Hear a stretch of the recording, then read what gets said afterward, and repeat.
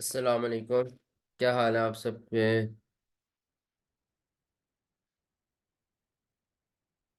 अच्छा,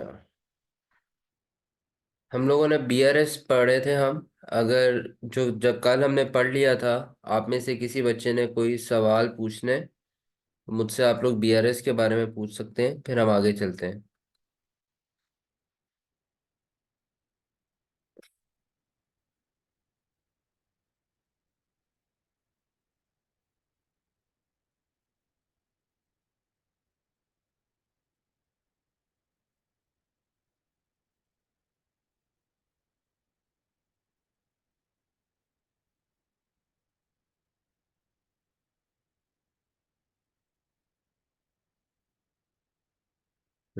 किसी का कोई सवाल?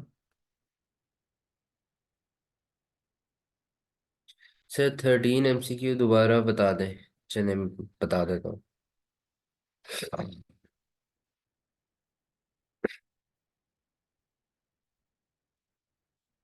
बड़ा आसान है। The following BRS has been prepared by a trainee accountant. आपने बीआरएस के एक फॉर्मेट याद रखना है। बीआरएस का फॉर्मेट होता है balance as per bank statement, जिसको आप बेशक अनएडजस्टेड बैलेंस कह लें।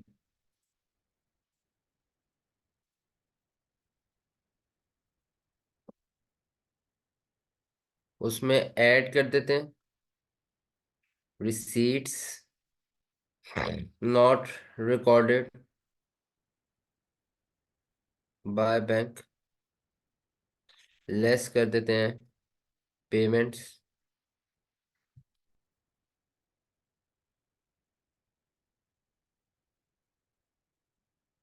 Payments not recorded by bank. ऐसे करने से आपके पास क्या आता है? आपके पास एक, मैं ब्रैकेट्स में लिख रहा हूँ, एडजस्टेड बैलेंस आता है, जो कि किसके इक्वल होगा? बैलेंस एस पर एडजस्टेड कैश बुक। जो एडजस्टेड कैश बुक का बैलेंस है उसके इक्वल होगा। एडजस्टेड कैश बुक का बैलेंस है उसके इक्वल एक आंसर आएगा जो उसके इक्वल होगा। तो हम बीआरएस का फॉर्मेट ही फॉलो करते हैं, और हम क्या करते हैं, बैलेंस एज पर एडजस्टेड कैश बुक फाइंड कर लेते हैं। तो balance as per bank statement हमारे पास है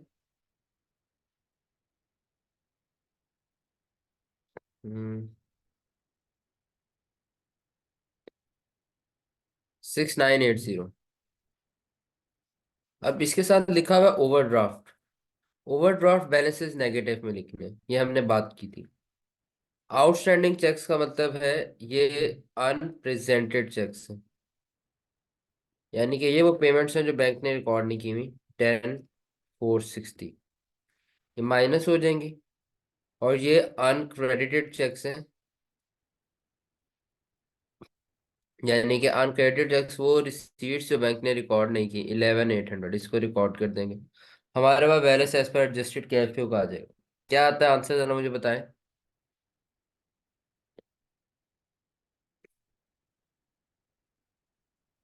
देखो 5640 आता है नेगेटिव।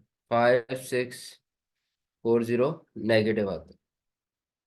तो हम कहेंगे 5640 ओवर ड्रॉन बैलेंस। ठीक है। इसके बाद आप लोगों ने मुझसे पूछा है कि 16 एमसीक्यू नंबर रिपीट कर दें।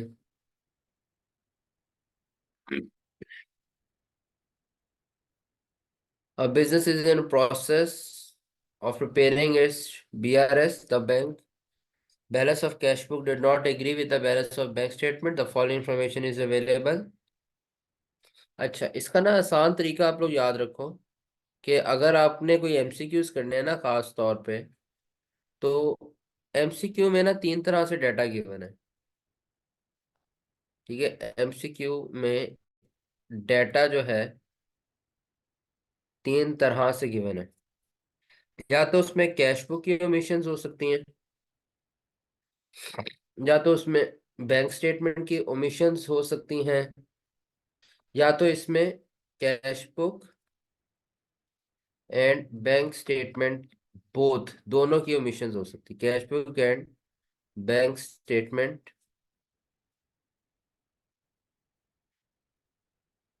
ओमिशंस। एक बार याद रखना कि अगर तो डेटा इस तरह से गिवन है तो इसका सोल्यूशन कैसे होगा। तो कैश बुक की ओमिशंस है ना, इसके सोल्यूशन के लिए आपको एडजस्टेड कैश बुक बनानी पड़ेगी। बैंक स्टेटमेंट की ओमिशंस है, इसके स्टेटमेंट इसके सोल्यूशन के लिए आपको बीआरएस बनानी पड़ेगी। जैसे आपने अभी एमसीक्यू नंबर, फॉर एग्जांपल जैसे आपने भी एमसीक्यू नंबर, आप कह लो कि मेरा ख्याल है ये 13 की है, जैसे आपने एमसीक्यू 13 की है।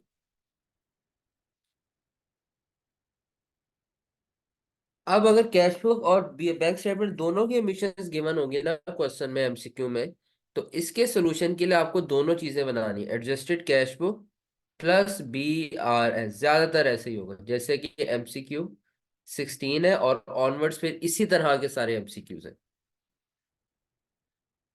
तो अब एमसीक्यू 16 में आप देखोगे कैश बुक और बैंक स्टेटमेंट दोनों की एमिशंस हैं। इसके सोल्यूशन निकालने के लिए आपको एडजस्टेड कैश बुक भी बनानी पड़ेगी और आपको बीआरएस भी बनानी पड़ेगी। देखो, बिजनेस इज इन प्रोसेस, ये मैंने कल कराया था, एग्जैक्ट यही सवाल कराया था। ये देखो, ये दो जो है बैंक स्टेटमेंट की ओमिशंस है और ये जो दो है ये कैश बुक की ओमिशंस है। तो what is the balance as per bank statement, तो उन्होंने balance as per bank statement बनाया। आप पहले एडजस्टेड कैश बुक बनाए, आप बीआरएस बनाए। जब तक आप ये नहीं बनाएंगे फिर आप को नहीं आएगी समझ। Unadjusted balance, add receipts less payments, adjusted balance. BRS balance as per bank statement, जो कि अनएडजस्टेड बैलेंस होता है, उसमें ऐड करते हैं रिसीट्स, लेस करते हैं पेमेंट्स, तो आपके पास आ जाता है बैलेंस एज पर एडजस्टेड कैश बुक। यानी कि ये जो बैलेंस होता है यही बैलेंस इधर आता है, ठीक है, जिसको आप एडजस्टेड बैलेंस कहने। अब इस सवाल को कैसे करेंगे, बहुत आसान है, ये देखो। The balance of cash book did not agree. The following information is available. Balance as per cash book before comparing with the bank statement 11,000 debit. 11,000 क्योंकि डेबिट लिखा है तो इसको इसलिए पॉजिटिव में लिखेंगे। एड रिसीट्स, रिसीट्स कौन सी है, bank interest income cash book में नहीं रिकॉर्ड हुई थी, रिकॉर्ड कर लेंगे। 100 बैंक चार्जेस पेमेंट है 50 नहीं रिकॉर्ड हुई थी, रिकॉर्ड कर लेंगे। ये आपके पास आ जाएगा 11,050। यही आंसर अगर बीआरएस में एडजस्ट कर दें तो इसका आंसर भी यही बनेगा 11,050। तो ये हमें फाइंड करनी है। हमें रिसीट्स और पेमेंट्स भी गिवन है जो बैंक ने नहीं रिकॉर्ड की। 1550 पेमेंट गिवन है, ये माइनस होगी 1200 रिसीट गिवन है जो बैंक ने नहीं रिकॉर्ड की। अब कौन सी फिगर ऐसी थी जिसमें 1200 ऐड और 1550 माइनस हो तो 11,050 आंसर बन जाए। तो आप रिवर्स वर्किंग कर लें। 11,050, मुझे तरीका पता है कि भाई ये जो चीज़ माइनस होती है इसको ऐड बैक कर देते हैं, जो चीज़ ऐड हुई है उसको माइनस कर देते हैं, तो आपके पास आंसर आ जाता है 11,400। 11,400, ठीक है जी। अच्छा, अब ये जो आंसर आ गया 11,400, तो ये कौन सी ऑप्शन है, ये बी ऑप्शन है या सी ऑप्शन है, ये कैसे पता चलेगा। इसके लिए बच्चों मैंने आपको कहा था कि आपने एक की याद करनी है, आपने एक की याद करनी है, ठीक है। एक होता है नॉर्मल बैलेंस, एक होता है over drawn balance. Cash book में नॉर्मल बैलेंस डेबिट होगा, ओवरड्रॉन बैलेंस क्रेडिट होगा। बैंक स्टेटमेंट में जो बैलेंस है, इस पर बैंक स्टेटमेंट में नॉर्मल क्रेडिट होता है, ओवरड्रॉन क्या होता है, डेबिट होता है। उसके बाद एडजस्टेड कैश बुक या बीआरएस में अगर तो पॉजिटिव में बैलेंस है तो नॉर्मल है, अगर तो नेगेटिव में बैलेंस है तो ओवरड्रॉन है। और एस एफ पी में जो नॉर्मल बैलेंस होगा वो करंट एसेट होगा, जो ओवरड्रॉन बैलेंस होगा वो करंट लाइबिलिटी होगा। ये की है कल भी बनवाई थी। अब आप यहां से देखो कि भाई ये तो पॉजिटिव बैलेंस है, 11,400 आंसर जो है पॉजिटिव आ रहा है। इसका मतलब है balance as per bank statement credit है। What is the balance as per bank statement? तो 11,400 क्रेडिट वाली ऑप्शन सी ऑप्शन है, बी ऑप्शन नहीं है। इस तरह करेंगे। ठीक है जी, जाने दें आगे।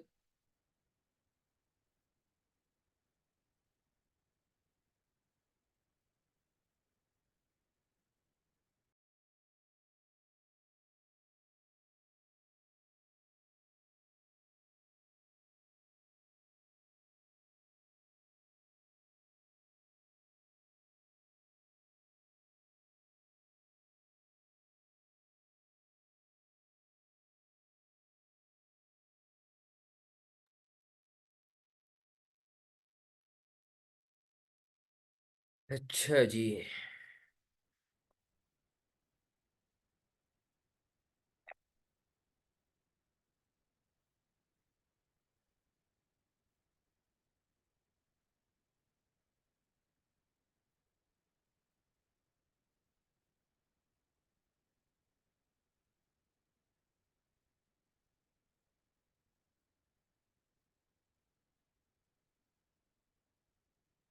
क्या अब हमने पढ़ना है dishonoured cheques, post dated cheques और टाइम बार्ड चेक्स, ठीक है।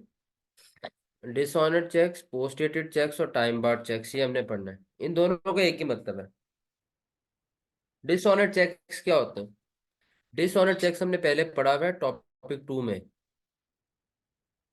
टॉपिक नंबर 2 में हमने पढ़ा हुआ है dishonoured cheques is a condition in which bank refuses to pay any amount of cheque to the pay. ठीक है। कोई भी बंदा कोई भी बंदा बैंक के पास चेक लेके जाता है और बैंक कहता है भाई मैं इस चेक एक्सेप्ट नहीं करता, इस चेक को क्या कहते हैं? Dishonoured cheque. ऐसा चेक जो बैंक एक्सेप्ट नहीं करेगा, ऐसा चेक जो बैंक एक्सेप्ट नहीं करेगा, इसे डिसऑनर्ड चेक कहते हैं। फिर होता है time barred cheque. Time barred cheque ये होता है कि फॉर एग्जांपल एक चेक होता है ना, चेक के ऊपर अक्सर डेट लिखी होती है। लेट्स सपोज चेक के ऊपर डेट लिखी हुई है।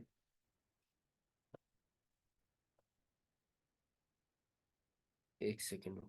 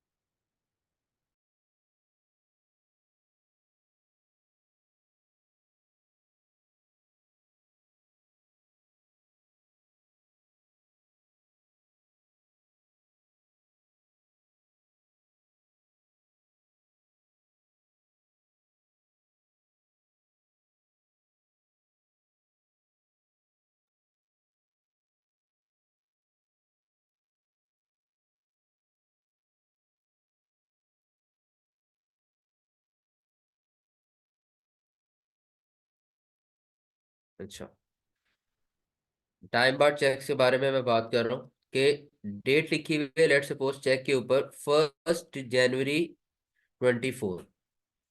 अब ये जो चेक लिखी हुई है ना, चेक पे डेट लिखी हुई है, ये डेट जो है ना, ये चेक होता है अपनी डेट से 6 मंथ्स के लिए। 6 मंथ्स में कभी भी बैंक में प्रेजेंट कर सकता, 6 मंथ्स के लिए वैलिड रहेगा।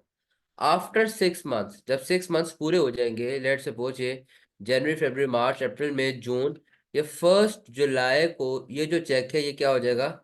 एक्सपायर हो जाएगा। तो 1 जुलाई के बाद हम कहेंगे कि ये चेक क्या हो गया? टाइम बार्ड हो गया।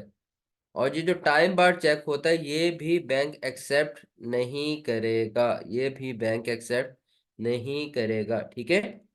तो चेक के ऊपर जो डेट आ रही होती है उस डेट को अगर 6 महीने गुजर जाए तो 6 महीने बाद अगर आप उस चेक को बैंक के पास लेके जाओगे तो बैंक उस चेक को एक्सेप्ट नहीं करेगा। ऐसे चेक जिसको जो एक्सपायर हो चुका होता है, जिसको 6 महीने गुजर चुके होते हैं, उसे कहते हैं time barred cheque, expired check.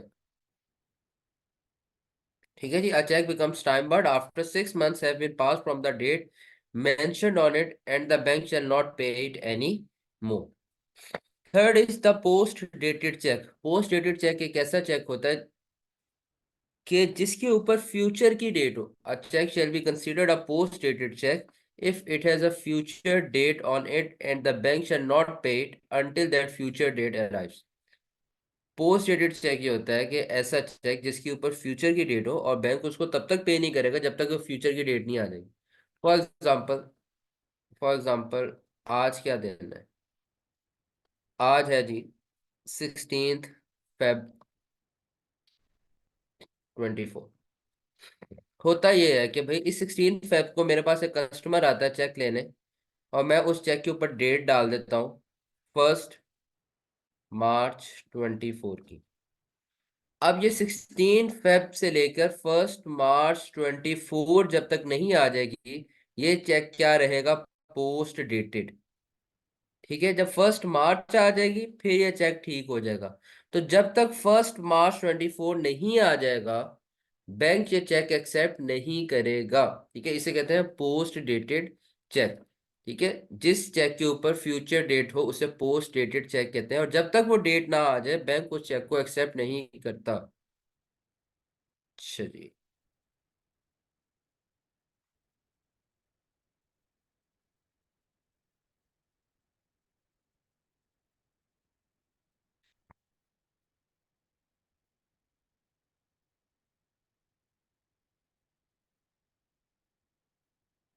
तो तीन तरह के चेक्स हैं हमारे पास: dishonoured cheques, time barred cheques और पोस्ट एडिट चेक्स। इसको एक बार पढ़ लो फिर हम आगे चलते हैं, फिर इसकी अकाउंटिंग ट्रीटमेंट करते हैं। और मुझे बताओ इसमें कोई कंफ्यूजन तो नहीं है? समझ आ रही है बातें?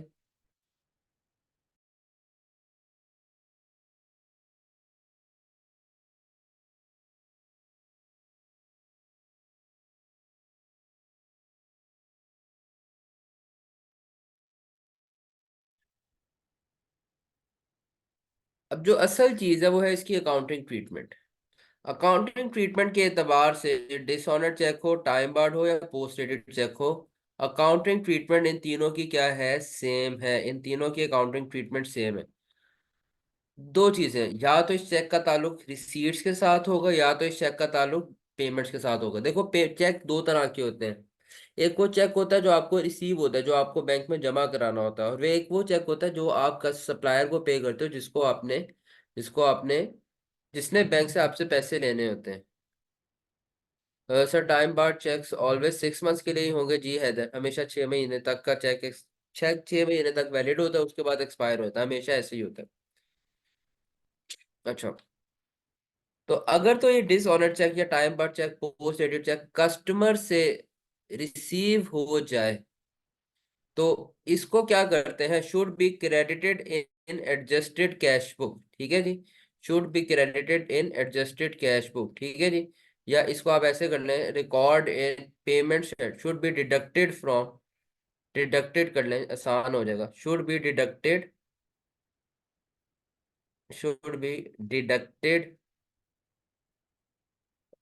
ये ज्यादा, एक सेकंड को।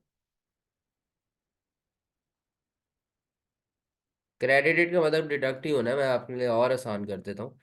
इसकी treatment should be deducted from adjusted cash book. Should be deducted from adjusted cash book. Should be deducted from, लिख लिया होगा तुम लोगों ने। शुड बी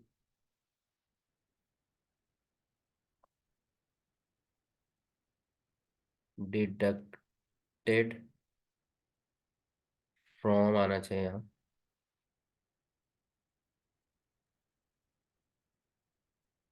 और इसको डिडक्ट कर दो एडजस्टेड कैश बुक से। ऑब्वियसली एडजस्टेड कैश बुक से क्या कर दो?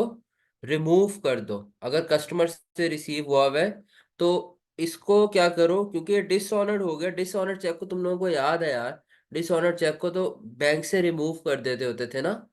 डिसऑनर चेक अगर रिसीव हुआ है तो ये रिसीट साइड पे रिकॉर्डेड है, इसको डिडक्ट कर दो एडजस्टेड कैश बुक में से।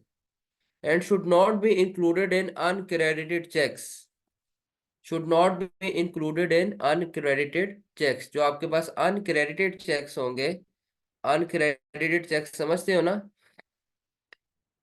अनक्रेडिटेड चेक्स होते हैं ऐसी रिसीट्स जो बैंक ने रिकॉर्ड नहीं की, इनको अनक्रेडिटेड चेक्स की भी डेफिनेशन से क्या कर दो, एक्सक्लूड कर दो। और अगर इंक्लूड किए हुए अनक्रेडिटेड चेक्स में से तो उसमें से भी एक्सक्लूड कर दो।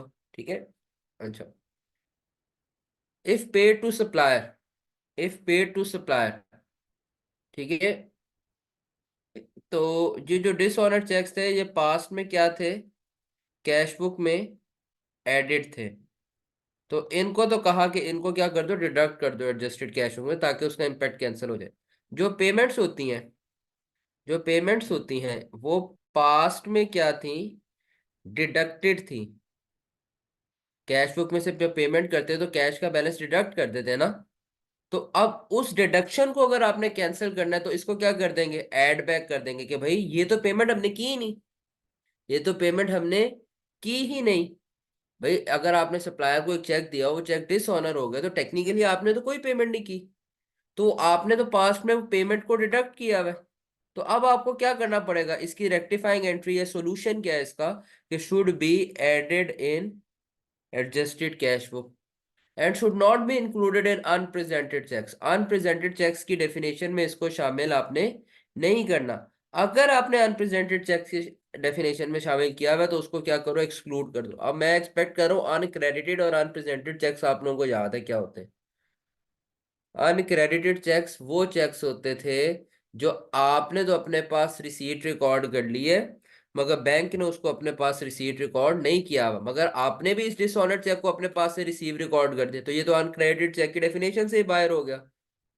तो इसको फिर हम अनक्रेडिटेड चेक्स भी कंसीडर नहीं करेंगे। और अगर ये डिसऑनर चेक सप्लायर को पे किया हुआ है तो आपने डिडक्शन रिकॉर्ड की होगी पास्ट में, क्योंकि अब तो आपके अकाउंट से इस चेक के अगेंस्ट पैसे कटने ही नहीं है, तो इसको ऐड बैक कर दो एडजस्टेड कैश बुक में, क्योंकि ये तो चेक एक्सपायर हो गया है। और अगर आपने इसको अनप्रेजेंटेड चेक, यानी कि पेमेंट, अनप्रेजेंटेड चेक का मतलब होता है ऐसी पेमेंट जो आपने अपने पास पेमेंट रिकॉर्ड कर ली हो, बैंक ने उसको पेमेंट रिकॉर्ड ना किया हो, मगर क्या हुआ कि भाई आपने तो अपने पास से रिमूव कर दिया उसको, आपने तो अपने पास से पेमेंट हटा दी है।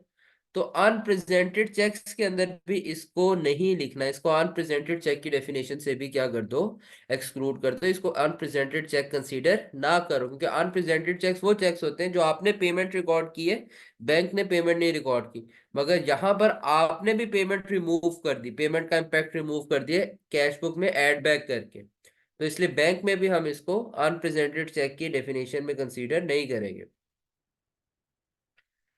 चलें एग्जांपल 9 करते हैं, इंशाल्लाह और अच्छी समझ आ जाएगी। एग्जाम्पल नंबर 9 में आपने एडजस्टेड कैश बुक बनानी है और आपने बीआरएस बनानी है, उसी से सवाल होना है, मैं आपको बस सिंपल बता रहा हूँ। कहते हैं बैंक बुक, बैंक बुक का मतलब क्या होता है, बैंक बुक कैश बुक के ही बैंक कॉलम को कहते हैं। तो कैश बुक लिखा हो इस चैप्टर में, बैंक बुक लिखा हो, एक ही मतलब है। तो cash book or bank book showed an overdrawn balance of ₹3928,000 cheque outstanding as at 30th April 2020। ये क्योंकि इंफॉर्मेशन हमारी 30th अप्रैल 20 को है, तो 30th अप्रैल को आउटस्टैंडिंग चेक्स, आउटस्टैंडिंग चेक्स यानी कि अनप्रेजेंटेड चेक्स वो कितने के, 1250,000 के। मगर उसके अंदर दो और चेक्स भी शामिल है, एक 10,000 का चेक शामिल है जिसपे 1 अगस्त 2019 की डेट है, issue to a welfare organisation for donation. अब ये इस पे 1 अगस्त 2019 की डेट है, तो 30th अप्रैल 20 के एतबार से ये जो हमारी करंट डेट है, इस एतबार से ये चेक जो है ये टाइम बार्ड हो गया है। और अ चेक ऑफ ₹5,000 डेटेड 1 जुलाई 20, तो करंट डेट के एतबार से ये चेक जो है ये पोस्ट डेटेड चेक है। Check received from customers amounting to ₹670,000 were recorded in bank book but not credited in bank statement। ये uncredited checks हैं।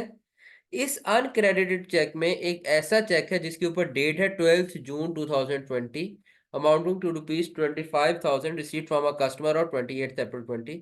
तो ये चेक जो है ये एक ऐसा चेक है जो पोस्ट डेटेड चेक है।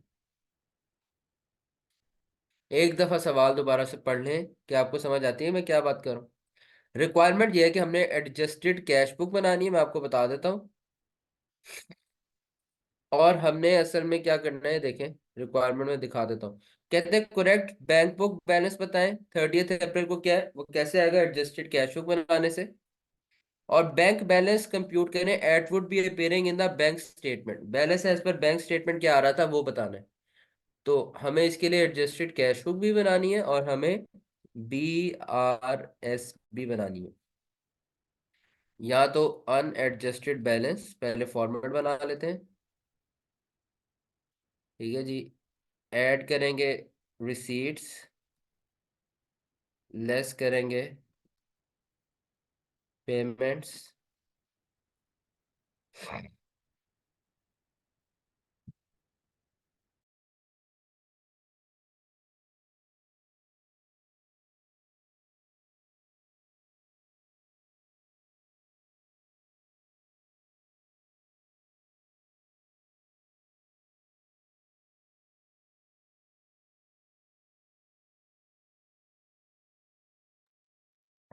अच्छा, इसमें एक और चीज मैं आपको करवा देता हूँ। आप इसमें ऐड करेंगे डिसऑनर चेक्स। ये सबके लिए है, मैं सिर्फ खा डिसऑनर्ड रहा हूँ, मगर ये जो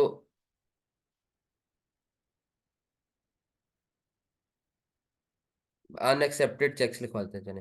अनएक्सेप्टेड चेक्स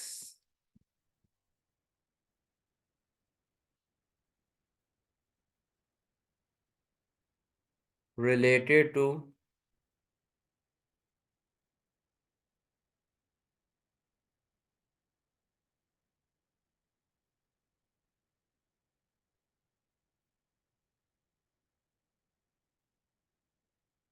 रिलेटेड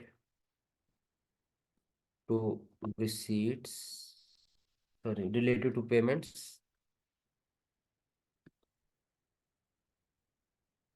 बस के ये ज्यादा बेहतर है। अनएक्सेप्टेड, अनएक्सेप्टेड अनप्रेजेंटेड चेक्स,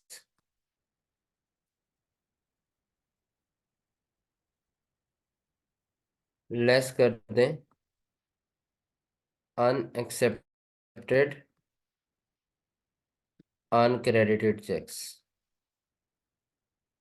ठीक है, फॉर्मेट याद कर लें। वो जो मैंने रूल्स बताए ना वो इसी में ऑटोमेटिकली एम्बेड कर दिए। और आपके पास फिर एट द एंड आ जाएगा बैलेंस एज पर एडजस्टेड कैश बुक। चले करते हैं सवाल, देखते हैं आता है कि नहीं। ओवरड्रॉन बैलेंस है 3928,000, अनएडजस्टेड बैलेंस लिख लेते हैं 3928,000। कोई उस तरह की रिसीट या पेमेंट नहीं है जो नहीं रिकॉर्ड हुई होती। हाँ, ये जो अनप्रेजेंटेड चेक्स हैं, आउटस्टैंडिंग चेक्स, इसमें से दो चेक्स हैं 10,500, जो जिसमें से एक टाइम बार्ड है और एक पोस्ट डेटेड है, और ये चेक्स जो है ये बैंक एक्सेप्ट नहीं करेगा। इनको ऐड बैक कर देते हैं 10,000 और 5,000। ऐड कर दिए अनएक्सेप्टेड अनप्रेजेंटेड चेक्स, ऐसे अनप्रेजेंटेड चेक्स जो अनएक्सेप्टेड हैं।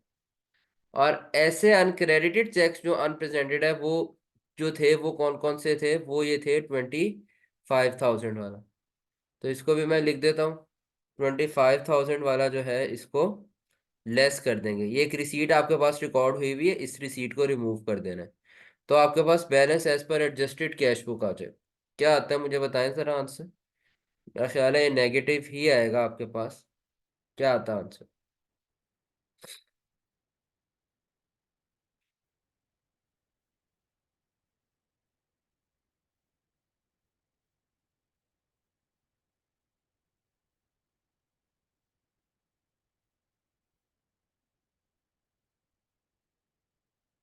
3938,000, 3938,000। अच्छा, अब BRS बना लेते हैं। बैलेंस एज पर एडजस्टेड कैश बुक कितना आया जी? नेगेटिव में लिख देते हैं 3938,000।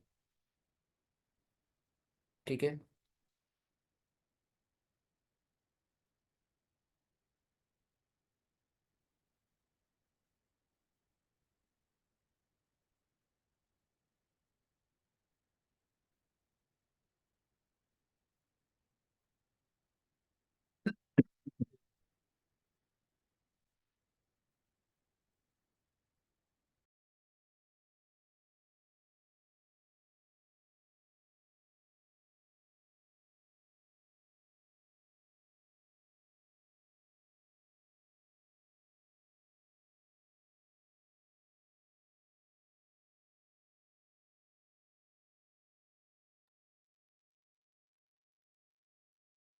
अच्छा, बैलेंस एज पर एडजस्टेड कैश बुक हम लोगों ने लिख लिया। बीआरएस का वही है, balance as per bank statement, और यही हमने फाइंड करना है। ऐड करते हैं रिसीट्स, जो जिसका मतलब अनक्रेडिटेड चेक्स, लेस करनी है पेमेंट्स, जो कि क्या है, अनप्रेजेंटेड चेक्स। अच्छा, अब रिसीट्स जो अनक्रेडिटेड चेक्स में लिखनी है ना, वो ये 670,000 नहीं लिखनी। इस 670,000 में से, इस 670,000 में से, इस 670,000 में से माइनस करेंगे 25,000। जो रिसीट्स आएंगी वो वाली अब हम लिखेंगे। और इसी तरह जो अनप्रेजेंटेड चेक्स आपने प्रेजेंट करना है वो टोटल है 1250,000 के। इसमें से 10,000 को एक्सक्लूड कर दो, ये डिसऑनर्ड हो गए हैं, टाइम बार्ड हो गए हैं, या पोस्ट डेटेड है, इनको एक्सक्लूड करके लिखना है आपने। मुझे बता दें भाई, अनक्रेडिटेड चेक्स कितने आते हैं और अनप्रेजेंटेड चेक्स कितने आते हैं ये एडजस्टमेंट के बाद?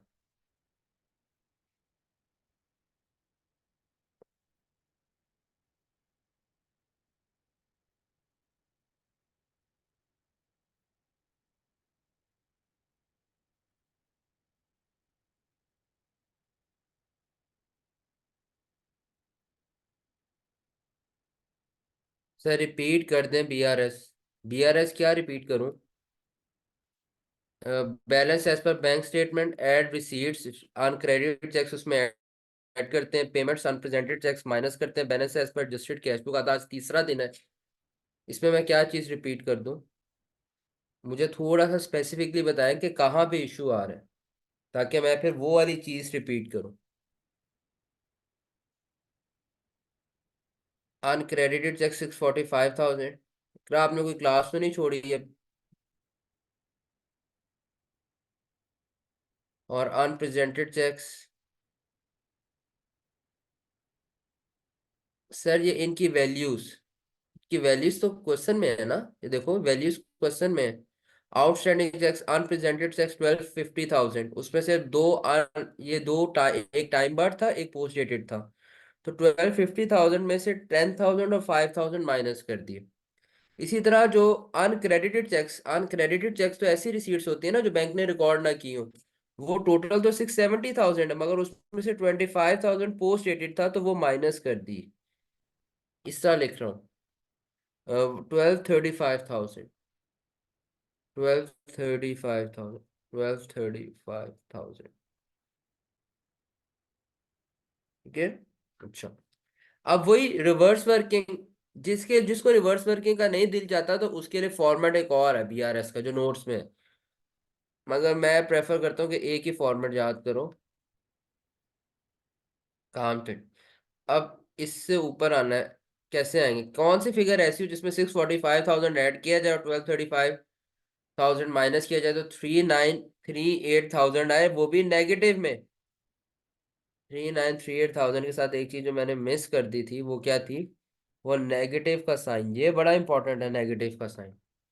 तो अब अगर balance as per bank statement निकालना है तो आप कहोगे -3938,000 +1235,000 -645,000।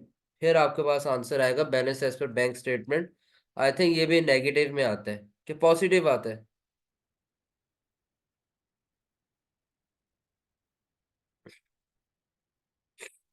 जी क्या आता है?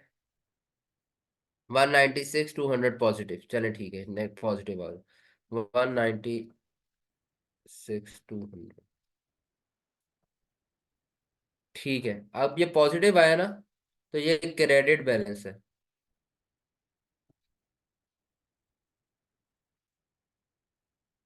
अब इस सवाल में कोई कंफ्यूजन मुझे बता दो, अगर आप लोगों को कोई बात समझ नहीं आई, ये डिस ऑन अ टाइम बाद पोस्ट डेटेड की, तो मुझे बता दो, फिर मैं आपको क्लियर कर देता हूँ, फिर आए। सिंपल सी बात है, डिस ऑनर चेक को, टाइम बार्ड और पोस्ट डेटेड चेक को, इनको बीआरएस से एक्सक्लूड कर देना। बीआरएस में इनको अनक्रेडिटेड या अनप्रेजेंटेड में शामिल नहीं कर देना, शामिल नहीं करना, नंबर वन। नंबर टू, इनको कैश बुक से भी रिमूव करना है। रिमूव कैसे करेंगे कैश बुक में से? भाई अगर ये रिसीट से ताल्लुक रखता है तो ये ऐड हुआ हुआ पास्ट में, इसको माइनस कर दो। और अगर ये पेमेंट से ताल्लुक रखता है तो ये माइनस हुआ हुआ है, इसको ऐड बैक कर दो।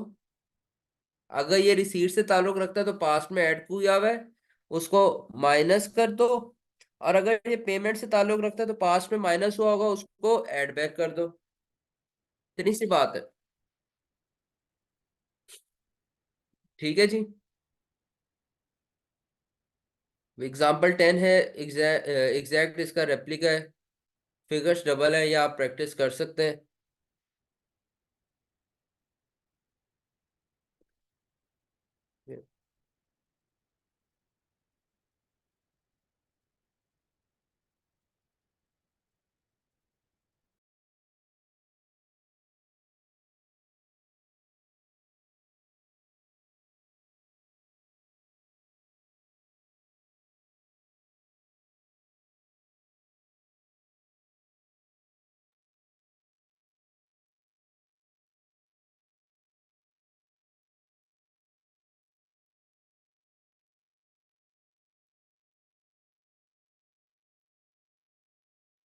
अच्छा, यहाँ पे अब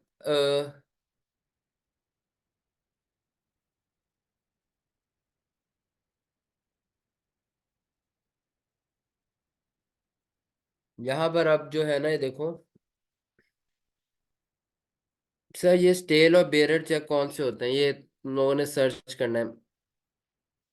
When a check is not paid by the bank on account of insufficient bank, it is called dishonored check. Stale cheque, bearer cheque, ये मेरे माइंड में नहीं है अभी, मुझे भी चेक करने पड़ेंगे, एक सेकंड को चेक कर ही लेते हैं।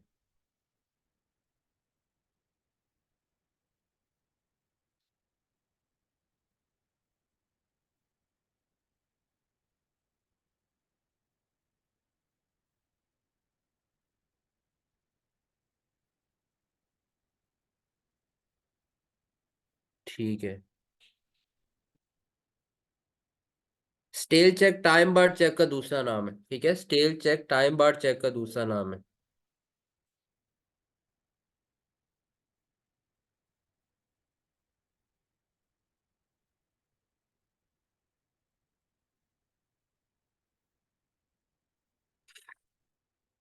अच्छा हाँ।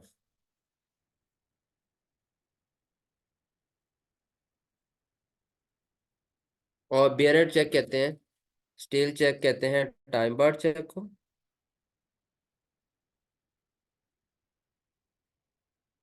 और बेरर चेक ये होता है कि फॉर एग्जांपल चेक होता है, उसके ऊपर ना नाम लिखा होता है, पे ऊपर आगे लिखा होता है कि भाई इस बंदे को पे करना है, दानियाल को पे करना है। बेयरर चेक वो चेक होता है कि जिस बंदे के हाथ में चेक होगा, फॉर एग्जांपल अगर ये चेक के ऊपर लिखा हुआ है ना दानियाल, तो अगर अहमद इस चेक को बैंक ले जाएगा, तो बैंक अहमद को पैसे पे नहीं करेगा, बैंक में दानियाल जाएगा, उसी को पैसे मिलेंगे। बेयरर चेक एक ऐसा चेक होता है जिसमें चेक किसी बंदे के हाथ में भी होगा, उसको पैसे मिल जाएंगे। मतलब जिस होल्डर जो भी उस चेक को होल्ड करेगा, वो उस चेक के अगेंस्ट पैसे ले लेगा। चेक के ऊपर नाम नहीं लिखा होगा कि इस बंदे को पैसे देने हैं। ठीक है जी। इसे कहते हैं bearer cheque. Stale cheque time barred cheque को कहते हैं। कैंसल्ड चेक, जो बैंक ने एक्सेप्ट नहीं किया, आगे आपको समझ आ गई। अच्छा, errors in cash book. Following information has been extracted from the record of Danish Garments as at 30th April 2020। और आपको कहा कि भाई एरर्स इन कैश बुक बताएं। ठीक है, ये छोड़ो एग्जांपल 11, ये आप लोग बहुत आसान है, इसके ऊपर ना एमसीक्यूज करा देता हूँ, वो ज़्यादा बेहतर है, प्रैक्टिस हो जाएगी। तो ये देखो क्या होता है, कैश बुक में एरर्स क्या हो जाते हैं अक्सर का, जैसे कि 27 है, वो कहता है customer paid 80,000 but the cashier entered 88,000 in the cash book. अगर कस्टमर ने 80,000 पे किया और कैशियर ने 88,000 कैश बुक में एंटर कर लिया, तो इसका मतलब है रिसीट साइड, या जिसको आप कहते हो debit side, is overstated by. जी, कितने रुपए से ओवर स्टेट होगी? कस्टमर ने हमें पैसे पे किए 80,000, हमारे कैशियर ने कैश बुक में रिकॉर्ड कर दिए, क्योंकि जो पैसे रिसीव होंगे हमें तो डेबिट साइड पे या रिसीट साइड पे रिकॉर्ड होंगे ना, वो 88,000 रिकॉर्ड कर दी, तो कितने से ओवर स्टेट कर दी? 8,000 से। Very good. What should be the adjustment in the cash to work out the correct balance of the cash book? अब हमें इसका सोल्यूशन क्या करना चाहिए, सोचो। डेबिट साइड पे 8,000 ज्यादा लिखा है, तो सोल्यूशन का मतलब है 8,000 लिख दो, will be credited. 8,000 credit side पे भी लिख दो। ठीक है जी, डेबिट साइड पे 8,000 लिखा हुआ है ज्यादा, क्रेडिट साइड नाराज हो गया, हमने कहा तू भी, आपने आपको भी, आपके हाँ भी हम 8,000 लिख देते हैं। ठीक है जी, 8,000 will be credited in cash book. ठीक है जी, क्रेडिट साइड पे खुश, डेबिट साइड पे खुश। तो डेबिट पे अगर 8,000 लिखा गया, तो इसका सोल्यूशन ये है कि क्रेडिट साइड पे भी 8,000 लिख दो। वो क्रेडिट साइड पे जो 8,000 होगा, वो डेबिट साइड के 8,000 को नलीफाई कर देगा। तो ये इसका आंसर है, simple. 8,000 will be credited in cash book. चलिए, ये देखते हैं, 28 MCQ देखते हैं। अच्छा, इस पे मैं आपको मशवरा दूंगा कि ये वाला एमसीक्यू जो है, इनमें आप टी अकाउंट से कर लो, ये ज्यादा आसान रहते हैं। Receipts, debit, payment, credit, adjusted cash book. At the end of 31st March 2019, balance as per cash book of Imtiaz is 10,200 debit, brought down लिख दिया, which did not agree with the balance as per bank statement. On investigation, the following information was identified. जब हमने investigation की तो हमें कुछ बातों का पता। स्टैंडिंग ऑर्डर 350 नॉट बस paid by the bank, did not appear in cash book. Payment side पे 350 लिख दिया।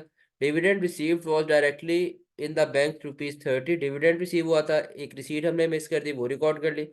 Bank credited interest for the quarter ₹350। Bank ने इंटरेस्ट क्रेडिट किया quarter 350, was included in cash book as 530। जी, पता चला क्या हुआ? बैंक ने क्रेडिट कितना किया इंटरेस्ट फॉर द क्वार्टर 350, हमने कितना रिकॉर्ड कर दिया? 530। ठीक है, यानी कि करेक्ट एडजस्टमेंट ये थी कि हम चुप करके डेबिट करते कैश बुक में 350, हमने रॉन्ग क्या कर दिया, हमने डेबिट किया 530। यानी कि हमने overstate debit side is overstated by, debit side is overstated by 180। Debit side पे 180 ज्यादा लिख दिया। बैंक ने आपको 350 का इंटरेस्ट दिया था, आपको डेबिट करनी चाहिए थी रिसीट 350 की, आपने 530 लिख दिया। आपने डेबिट साइड 180 से ओवरस्टेट कर दी। अब इसका सोल्यूशन क्या होगा? इसका सॉल्यूशन क्या होगा? भाई डेबिट साइड ओवरस्टेटेड है 180 से, इसको क्रेडिट साइड पे भी 180 लिख दो। तो 180 हम क्रेडिट साइड पे लिख देंगे। What is the correct balance as per cash book? अब इसको सॉल्व कर लेंगे। बॉट डाउन कैरी डाउन बताएं जी, क्या आता है? 10,200 प्लस 30, 10,230 आ गया एक साइड का। 10,230, 10,230, इसमें से दो फिगर्स माइनस कर दो यार। जी, क्या आता है आंसर?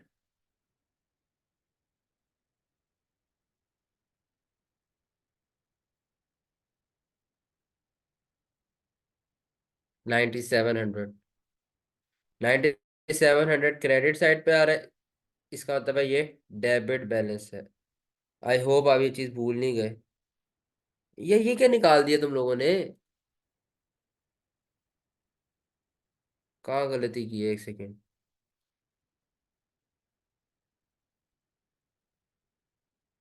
अच्छा हाँ, एक चीज, एक और भी तो चीज थी, ये बताओ तो सही, ये भी तो रिकॉर्ड करना है। ये आखिरी एडजस्टमेंट भी तो रिकॉर्ड करनी है। Customer cheque deposited in the bank to 120 was dishonoured. Customer का चेक डिसऑनर हुआ है, यानी कि रिसीट रिकॉर्ड की है, रिसीट को कैंसिल करना है 120 से। 120 पेमेंट साइड पे लिख देंगे। अब बताओ कैरी डाउन सही। 10 230 में से ये तीन चीजें माइनस करो, अब सही आएगा आंसर। मेरा ख्याल है 10 170 तो नहीं आएगा, ये 9580 आएगा। अब 9580 डेबिट बैलेंस सी आंसर है, क्योंकि कैश बुक का ढूंढना है तो 9580 डेबिट बैलेंस। ठीक है, समझ आइए बात। अच्छा चलो, 29 MCQ। चलो ये तुम लोग घर से करना। 30 MCQ कर लो, 30 MCQ देखो। इसका क्या आंसर है मुझे बताओ जल्दी से।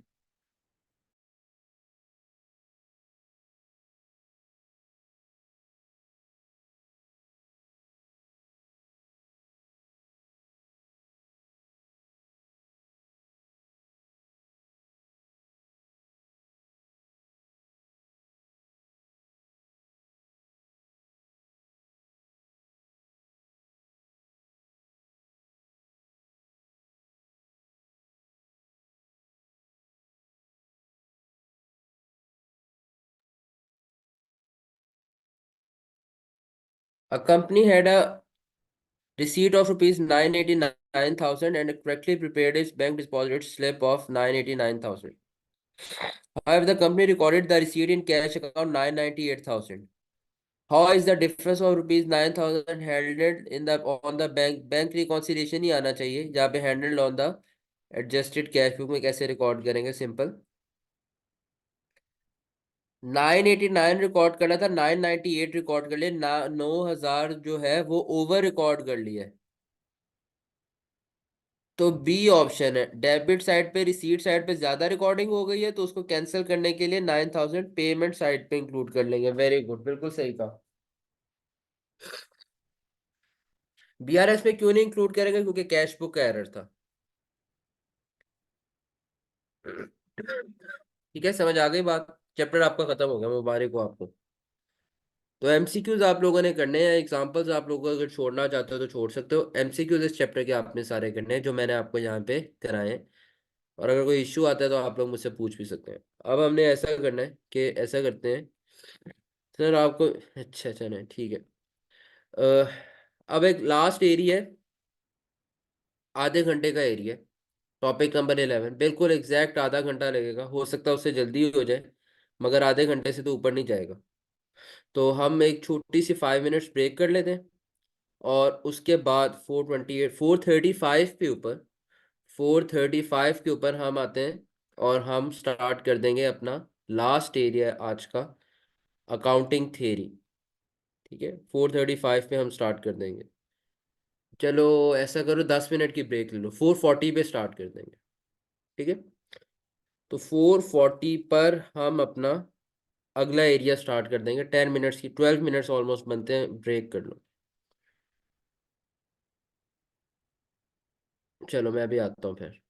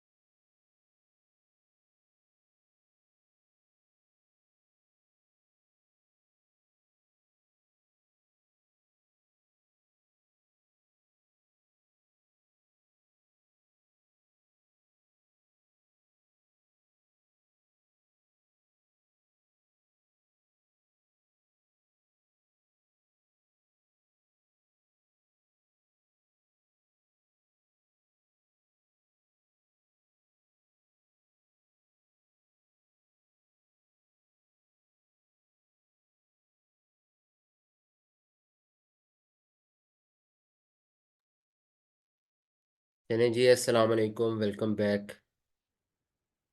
हमारे पास टॉपिक नंबर 11 है, जिसको अब हमने स्टार्ट करना है।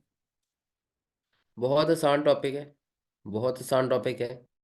मतलब आपको हार्डली कोई 2 से 3 घंटे लगेंगे, आपका ये अच्छा तैयार हो जाएगा। मगर इसको छोड़ना नहीं है, क्योंकि है बहुत इंपॉर्टेंट। इसको 15 मिनट में या 20 मिनट करने का हरगिज ये मतलब नहीं है कि टॉपिक अनइम्पॉर्टेंट है या टॉपिक टेस्ट नहीं होना। ये टॉपिक टेस्ट होना है। ये डेफिनेशंस हैं इस टॉपिक में, ज़्यादातर टेस्ट होती हैं एग्जाम में, तो आप लोगों ने इसको अच्छा से तैयार करके जाना है। तो मेरी कोशिश है कि मैं बहुत एक्सप्लेन करूंगा हल्का फुल्का, मगर मैं बहुत ज़्यादा एक्स्ट्रा एक्सप्लेन नहीं करूंगा जिसकी आपको अभी ज़रूरत नहीं है। जितना एग्जाम रेलिवेंट है, जितनी की आपको ज़रूरत है, उतनी बात मैं कर रहा हूँगा। उससे ज़्यादा मैं कोशिश करूंगा कि अपनी बात आगे ना पहुँचाऊँ। सबसे पहले डेफिनेशन आती है बुक कीपिंग और अकाउंटिंग की। देखो, अगर अकाउंटिंग एक दरख्त है ना,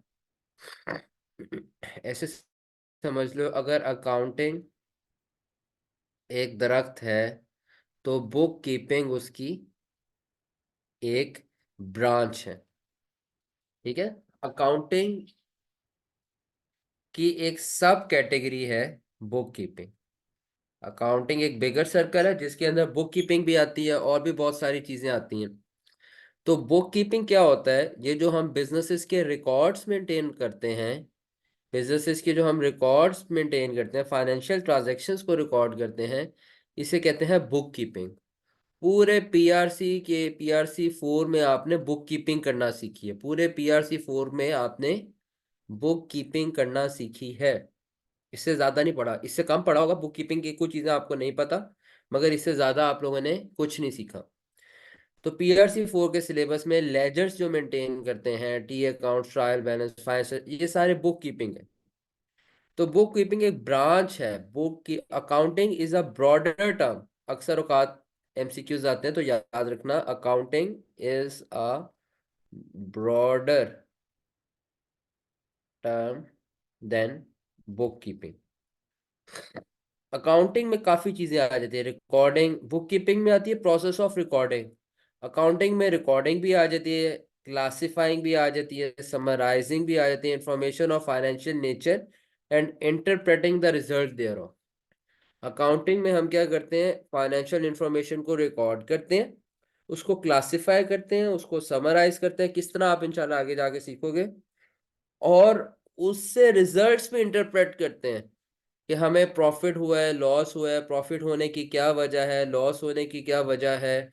पिछले साल प्रॉफिट इतना था, इस साल प्रॉफिट इतना है। परसेंटेजेस कैलकुलेट होते हैं, भाई हमने इतने पैसे इन्वेस्ट किए थे, इतने परसेंट पैसे कमाए हैं, रिटर्न ऑन इन्वेस्टमेंट किए। ये सारी चीज़ें अकाउंटिंग्स में कैलकुलेट होती हैं। सारी चीज़ें अकाउंटिंग में, ठीक है, जो कि अभी आपने उस सब चीज़ों में से अभी सिर्फ रिकॉर्डिंग करना सीखी। There are two types of accounting. Accounting की अगर फर्दर बात करें तो दो तरह की अकाउंटिंग होती है। फाइनेंशियल अकाउंटिंग, जो आपने पीआरसी 4 में पढ़ी, आप इंशाल्लाह FAR 1 पढ़ेंगे। इसका नाम क्या है? FAR का मतलब क्या बनता है, पता है आपको? FAR का मतलब फाइनेंशियल अकाउंटिंग एंड रिपोर्टिंग 1। फिर आप FAR 2 पढ़ेंगे इंशाल्लाह जाके। तो वो भी फाइनेंशियल अकाउंटिंग एंड रिपोर्टिंग 2 है। पूरे ही आप लोग कैफ लेवल में पढ़ेंगे। तो फाइनेंशियल अकाउंटिंग क्या होता है?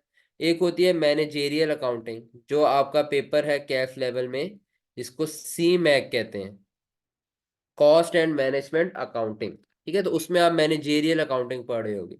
फाइनेंशियल अकाउंटिंग और मैनेजेरियल अकाउंटिंग में क्या फर्क है? आप लोगों ने जो पीआरसी में पढ़ी है ना, तो आपने पढ़ी है फाइनेंशियल अकाउंटिंग।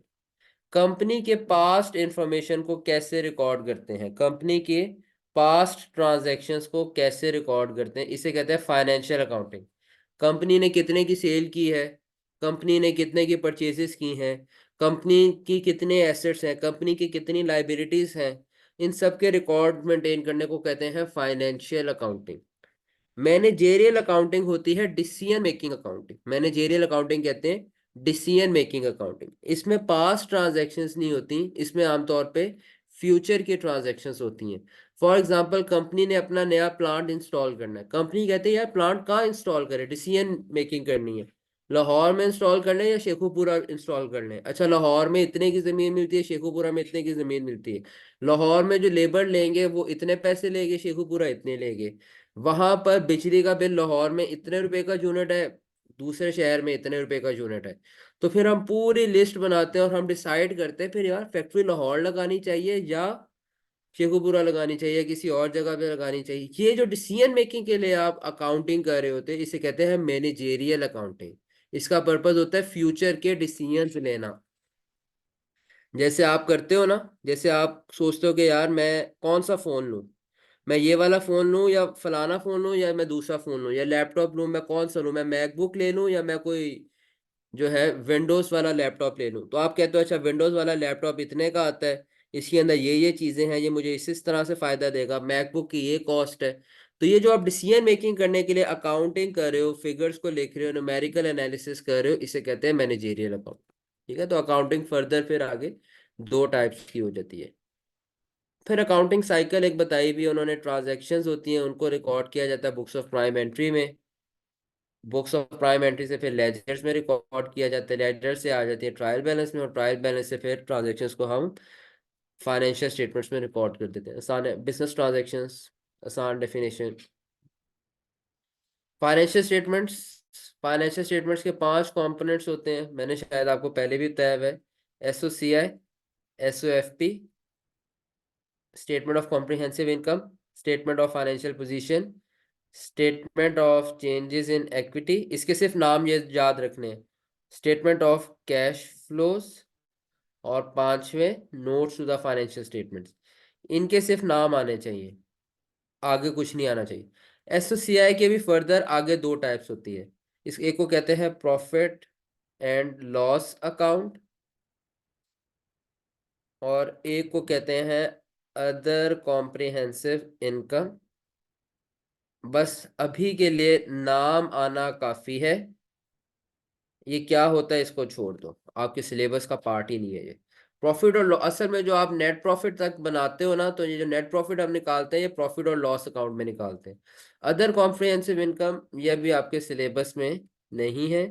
कोई MCQ आ जाए कि कंपोनेंट ऑफ फाइनेंशियल स्टेटमेंट कौन कौन से होते हैं, तो आपको बस ये पांच कंपोनेंट्स के नाम आने चाहिए। और SOCI के फर्दर दो कैटेगरीज होती हैं, प्रॉफिट और लॉस अकाउंट और अदर कॉम्प्रिहेंसिव इनकम, बस ये आपको पता होना चाहिए। अच्छा, इसके बाद है ऑपरेटिंग साइकिल। कहते हैं ऑपरेटिंग साइकिल क्या होता है, ये मैं आपको, इसका पूरा नाम है वैसे कैश ऑपरेटिंग साइकिल। ठीक है, कैश ऑपरेटिंग साइकिल।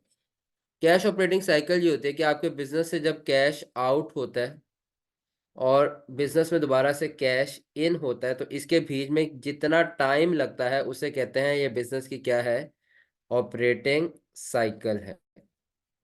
ठीक है, लेट्स सपोज आपने बिजनेस ने गुड्स परचेज किए, गुड्स परचेज किए तो कैश आउट किया ना। अब ये जो गुड्स जब सोल्ड होंगे फिर ही पैसे वापस आएंगे ना।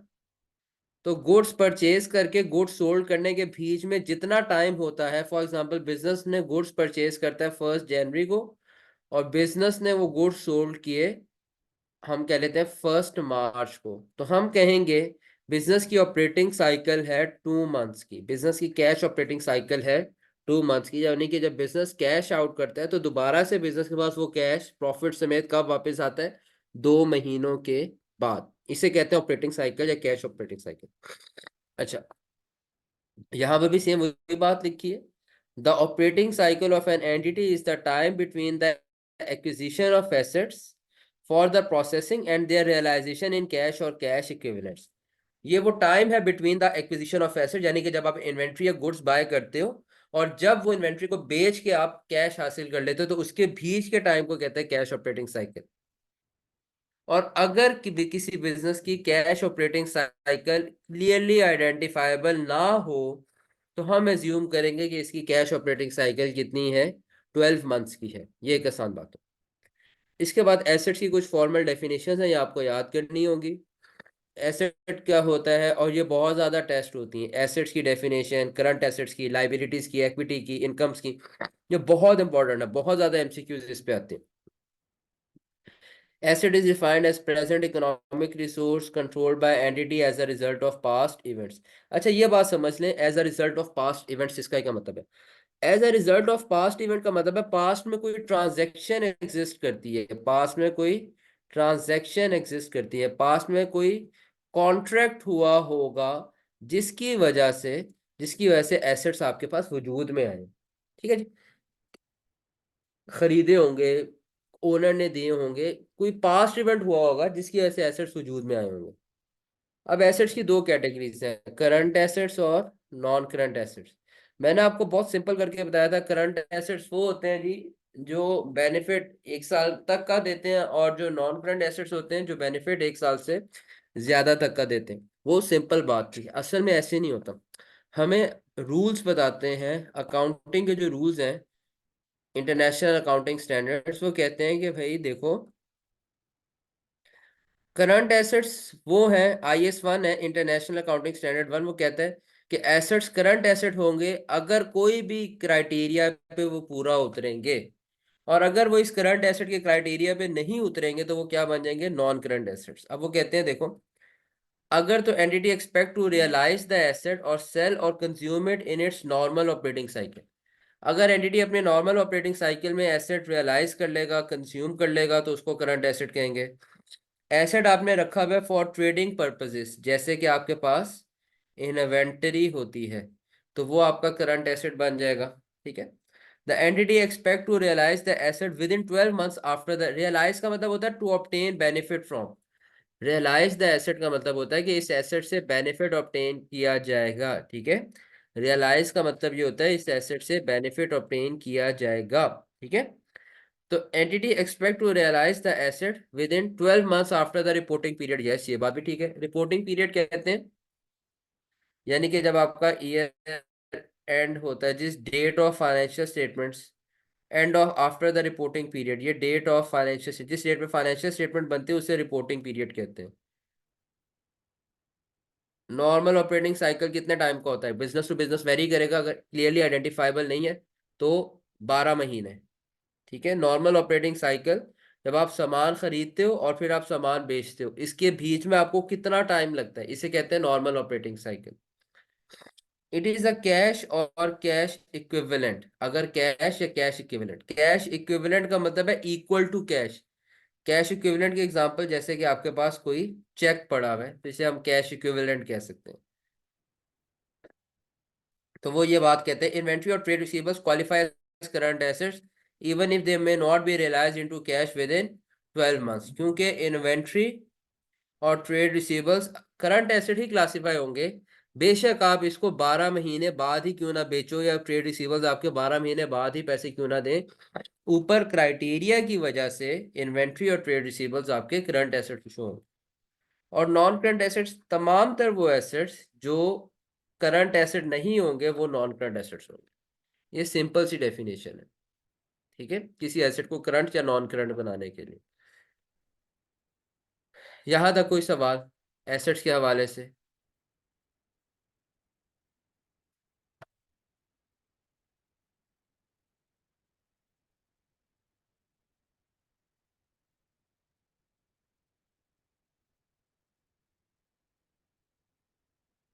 तो लाइबिलिटीज पे आते हैं। Liability is a present obligation of an entity to transfer an economic resource as a result of past events. Liability present obligation होती है to transfer an economic resource as a result of past event.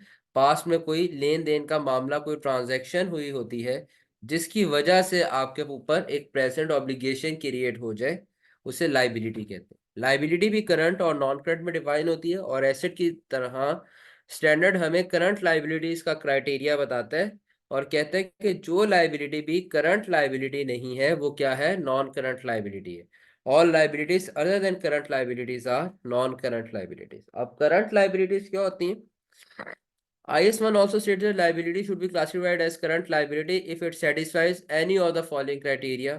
Entity expect to settle the liability in its normal operating cycle. अगर entity liability को अपनी normal operating cycle में settle कर दे, liability is held primary for the purpose of trading.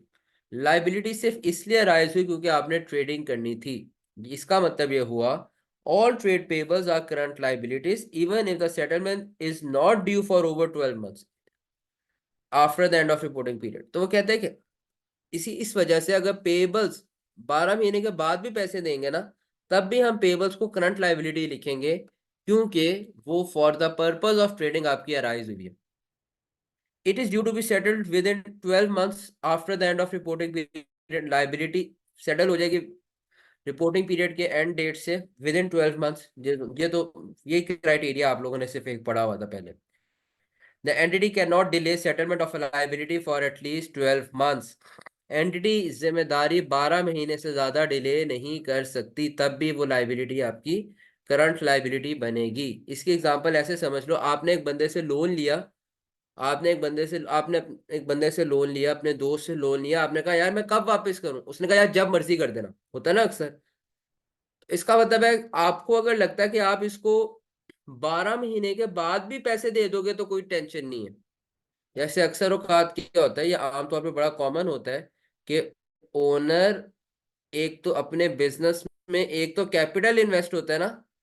Capital के अंदर क्या होता है, अगर ओनर बिजनेस में कैपिटल इन्वेस्ट करेगा, कैपिटल वापस नहीं मिलेगा, मगर ओनर बिजनेस को अक्सर औकात लोन भी दे देता है, और लोन की रिटर्न डेट, लोन बिजनेस कब रिटर्न करेगा ये नहीं डिसाइडेड, ये नहीं डिसाइडेड, ये नहीं नॉट डिसाइडेड, ये डिसाइड नहीं किया गया कि लोनर ने जो बिजनेस को लोन दिया वो रिटर्न कब करना है बिजनेस में। तो इसका मतलब है बिजनेस इस लोन को 12 महीने से ज्यादा डिले भी कर सकता है, कोई मसला नहीं है। तो ये वाला लोन जो होगा ये करंट लाइबिलिटी नहीं बनेगा। हाँ, अगर कोई ऐसी लाइबिलिटी है जिसको आप 12 महीने से ज्यादा डिले नहीं कर सकते, उस लाइबिलिटी को भी आप करंट लाइबिलिटी बना देंगे। कुछ समझ आई है लास्ट पॉइंट की? तो entity can not delay settlement of liability for at least 12 month. अगर आप 12 महीने तक किसी लाइबिलिटी को डिले नहीं कर सकते, वो भी करंट लाइबिलिटी बनेगी। एक ऐसा लोन लिया जिसकी एंड रिटर्न डेट डिसाइडेड नहीं है, मगर वो बंदा कहता है कि वो चिल है भाई, वो कह रहा है तो यार जब मर्जी वापस कर देना, और आपको पता है यार इसको 1 साल बाद भी पैसे दे दी, कोई टेंशन की बात नहीं, तो उसको आप नॉन करंट लाइबिलिटी ही दिखाएंगे। करंट लाइबिलिटी तब आएगी जब आप उस लोन की लाइबिलिटी को डिले नहीं कर सकते ओवर 12 मंथ्स। तो क्लियर है करंट लाइबिलिटी का criteria?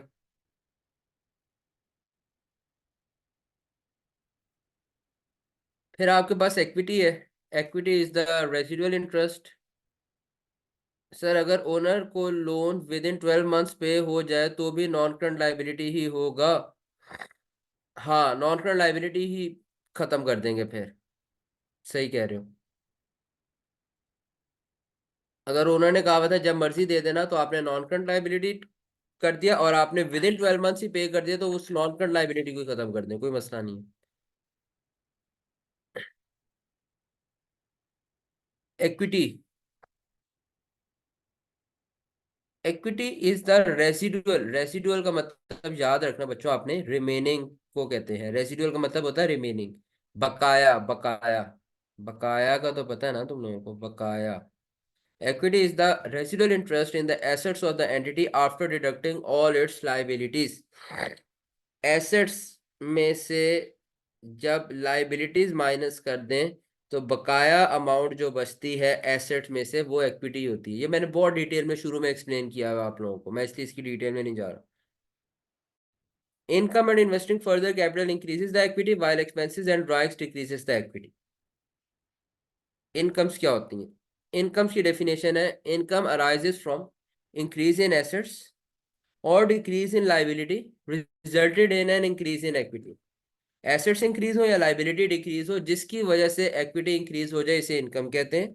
Other than contribution from the owners. हाँ, अगर ओनर ने कोई कॉन्ट्रीब्यूशन कर दी है, उसकी वजह से एसेट्स में इंक्रीज आ रहा है, तो वो इनकम नहीं है, क्योंकि वो तो कैपिटल है। तो इनकम ऐसी चीज जिससे एसेट्स बढ़ जाए बिजनेस के, या लाइबिलिटी कम हो जाए, अल्टीमेटली उससे इक्विटी भी इंक्रीज हो। हाँ, मगर कंट्रीब्यूशन फ्रॉम ओनर के अलावा कुछ हो, इसे इनकम कहेंगे।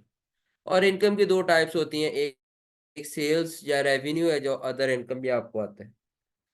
इसी तरह एक्सपेंसेस हैं। एक्सपेंसेस ऐसी चीज को कहते हैं जिससे एसेट्स में कमी वाक़या हो या लाइबिलिटीज बढ़ जाएं, अल्टीमेटली जिसकी वजह से इक्विटी भी क्या हो जाए, कम हो जाए। मगर ध्यान ये रखना है कि other than distribution to owners, यानी कि ये कोई ड्राइंग्स के अलावा एसेट्स कम हो जाए या लाइबिलिटी में इंक्रीज आ जाए तो उसको क्या कहेंगे, एक्सपेंसेस कहेंगे। तो ये इसकी डेफिनेशन आपको याद करनी है। आगे आ जाते हैं, responsibility of preparing financial statement. बहुत आसान है, इसको आप पढ़ लेंगे आपको समझ आ जाएगी। ये आगे आपकी खुद पढ़ने की चीजें आप लोगों ने खुद पढ़नी है और एमसीक्यू सॉल्व करने हैं। ठीक है, इतनी आसान चीजें कि मैं तुम लोगों को बता नहीं सकता। तो ये आप लोग पढ़ लो। अगर फिर भी लेट सपोज आपको कोई क्लैरिटी नहीं आती तो आप लोग मुझसे व्हाट्सएप पे भी पूछ सकते हो। कोशिश करो आप अपने क्लास के ग्रुप्स में पूछो ताकि जब मैं आंसर दूं तो बाकियों को भी हेल्प हो जाए। ठीक है, मगर अगर तुम लोग को बहुत किसी को शर्म आ रही है तो वो फिर प्राइवेटली भी पूछ रहा, तो वो मुझे इतना इशू नहीं है। तो लेकिन आपका सिलेबस था, कोई इसमें से कोई सवाल? बस एक बात याद रखना, जितना करा दिया वो काफी है। उसको अच्छी तरह प्रिपेयर कर लो। एक आपको मैं असाइनमेंट भी भेज दूंगा, उसको सॉल्व कर लो। और जो मैंने नोट्स में जितना करा दिया उसको अच्छी तरह समझ के चले जाओ, पेपर इंशाल्लाह आपका पास हो जाएगा। ठीक है, कोई टेंशन लेने की जरूरत नहीं है। मेरा ख्याल है फिर अगर कोई सवाल नहीं है तो हम क्लास एंड करते हैं। अपना बहुत ख्याल रखिएगा जी। अल्लाह हाफिज।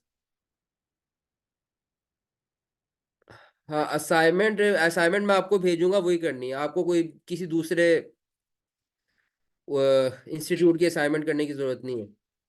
बस मेरे नोट्स को ही और एमसीक्यूज को ही अच्छी तरह समझ के कर लो, काफी है। ठीक है, बाकी अपने बाकी पेपर्स तैयार करो अच्छे। ओके भाई, अल्लाह हाफिज।